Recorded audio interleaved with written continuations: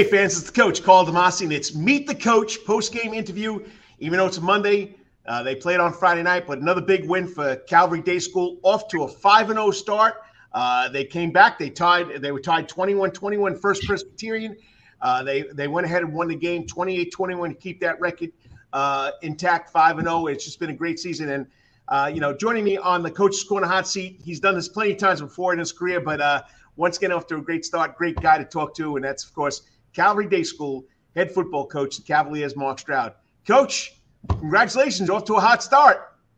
Yeah, I mean, it's been exciting. I mean, I really think I've shared before a little bit about this team. I think they really – a lot of these guys were integral parts of last year's team. They have carried that wave so far. It took us quite a while last year to kind of gain some confidence and kind of start moving in the right direction, and I felt like these guys have kind of come in with that from the start, which has been great. And, get a win early in the season against a really quality team at Prince. It just kind of builds confidence, builds some momentum, and gets things moving in the right direction. So it's been exciting. I mean, you started out with Prince Avenue Christian, Bullock Academy, Frederick Academy, North Cobb Christian, and then, of course, you play a very good First Presbyterian team. But when you open that schedule with with Prince Avenue Christian and Bullock Academy, that's two tough teams off the bat, like you did last year. But it seems like the young guys have matured for you.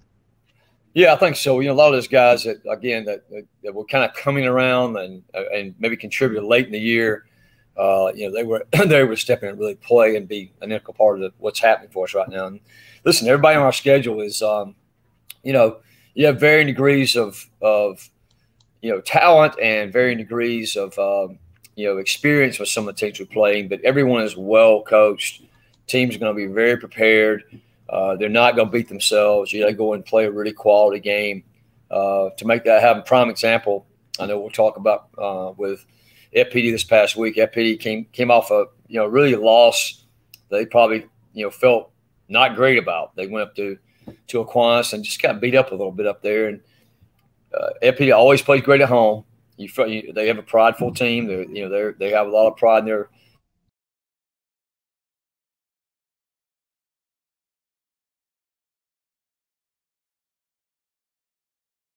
make some big plays when we had to make them. And, it's always a good sign of a team when things aren't going well, when you're still able to step up and make some plays and come out with a win. Now, you've been doing this for a long time. This team has grown. Anything else surprising about this season so far, about the kids gelling? I mean, about the season, I mean, you're not going to get into you go Strong Rock Christian, but then you got a Stratford Academy, Savannah Christian, Country Day, Aquinas. You don't have no easy task here, Coach. No, like I say, it's definitely a really rough run for everybody. Everybody involved, every team out there. So everybody's got to go and play your best game. You got to be really prepared, and because they're going to be prepared. They're going to try to play their best game against you. So yeah, it's a challenge, but it's great. I mean, there's no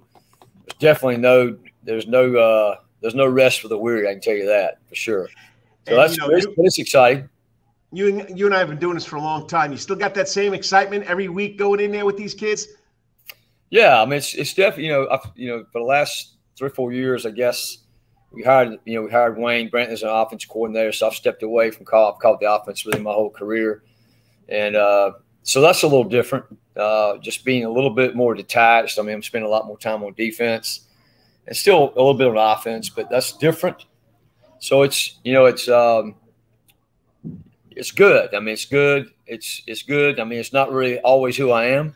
Right. I'm more of a foot soldier than I am that, but it definitely takes me to other places and allows me to do some other things that sometimes I just hadn't had time for.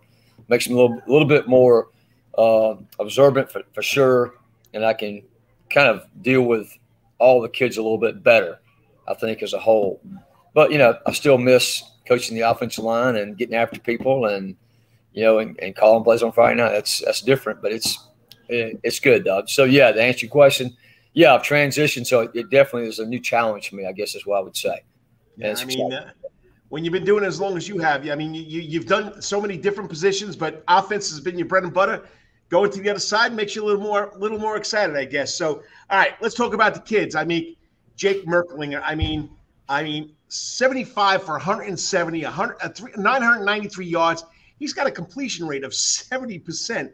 I mean, he's thrown for 6 touchdowns. I mean, he's having a great year. I mean, no sophomore jinx for this kid. No, he's having a really good year, really solid year. I thought he played his best game the other night against FPD when we really had to have him. Threw the ball really well, and he's taking some good leadership role. He's doing a great job with that, and so hey, we're excited about him. He's definitely a guy that's continually working. He's getting better. He's not a guy that's sitting back and think he's got it made. He's always kind of trying to make himself better and recognizing some things that he's got to improve on. And so and Wayne Brantley coaches that position, so he's doing a good job bringing him along. But yeah, he's solid. I'm glad he's on our team. Now you got a freshman. Once again, another freshman. You had Jake last year's freshman. This year you got Donovan Johnson, 6'1", 195 pounds, 76 touches, 548 yards, 7 yards per carry. I mean, you've coached a lot of great football players. This kid seems like he's going to be one of those special ones. Yeah, I think he's definitely got all the raw material. He's got size already, and he's got speed, he's got strength, and he's only going to get bigger and stronger.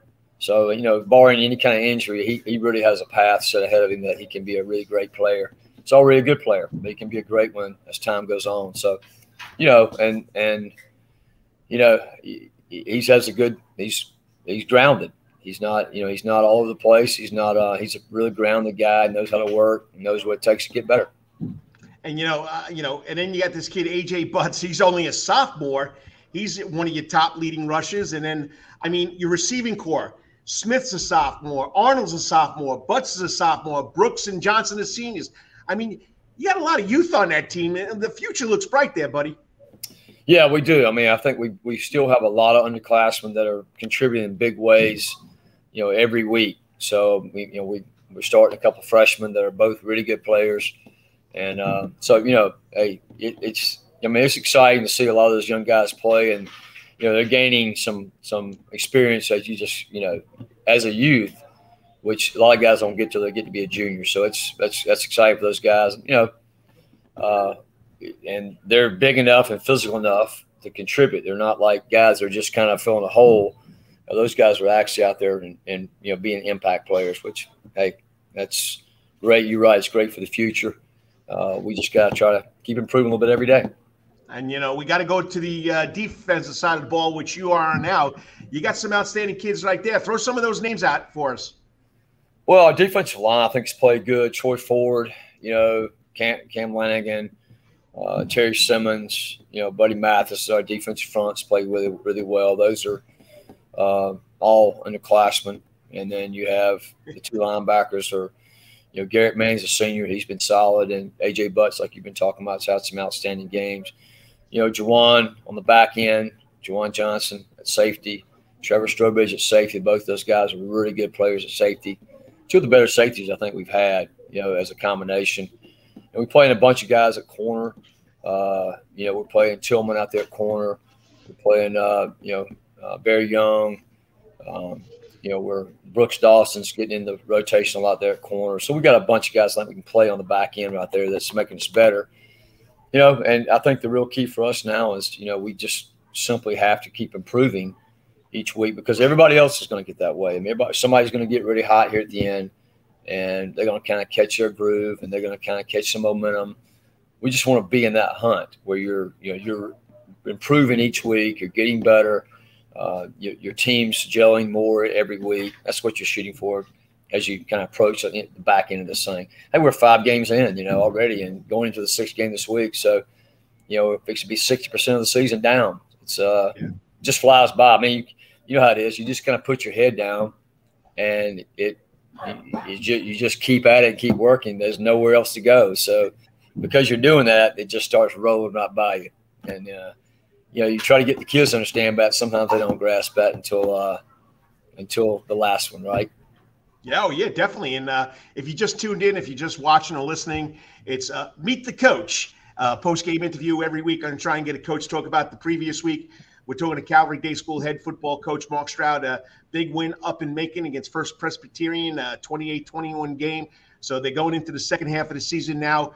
And, of course, the black and blue division, I always called it, this 3A East or private school classification now in division. It's pretty tough. And you just said it. We're already 6 weeks in, and COVID-19 played a big role last year. How have you been adapting to that this year? I mean, it's definitely been easier this year.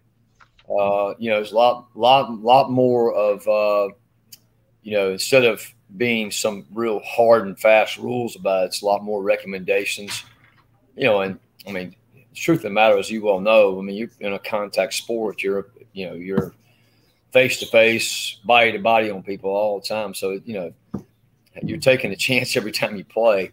And some of that, I think, was just, having to jump through some hoops. I mean, it's what it is. I mean, We're definitely very aware of it, and we're very try to do everything you can precautionary wise. But when the day ends, I mean, you're in each other's space a lot in this game. So, we just hope you for the best. We're trying to be precautionary when we can, but at the end of things, you're playing a game that you're in close contact. So, all right, we'll wrap this up because I know you got to get to practice. I told you no longer than 15 minutes. We're at the 12:45 mark here. Right. All right.